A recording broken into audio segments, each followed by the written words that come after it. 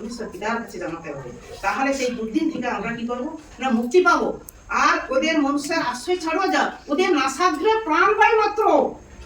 তোমার যদি আমাদের প্রত্যেকের মধ্যে নাসাগ্রে প্রাণ রয়েছে, নাকটা যদি টিপে ধরি, হয়তো মুখ দিয়ে নিঃশ্বাসটা আমি ক্ষণিকের জন্য নিতে পারবো, কিন্তু মুখ দিয়ে কোথাও খাওয়া, নিঃশ্বাস, জল খাওয়া, ভাত খাওয়া, শ্বাস, তিনটা একসঙ্গে হয় নাকি? আপনারা এগুলি বিচার করুন যে তিনটা যদি এক মুখ দিয়ে হয়, হয়নি। তাহলে নাসাগ্রে আছে প্রাণবায়ু আমাদের, এই নাকটার পেছনে যে কোনো মরে যাবে, একটু সময় চেপে ধরে।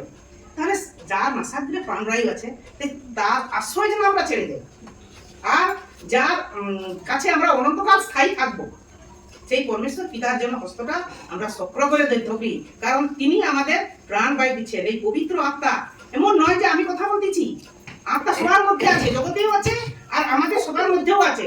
আমাদের মধ্যে যেটা আছে সেটা হচ্ছে পবিত্র আত্মা। পরমেশ্বর পিতাকে পুত্রকে, একমাত্র পুত্রকে মৃত থেকে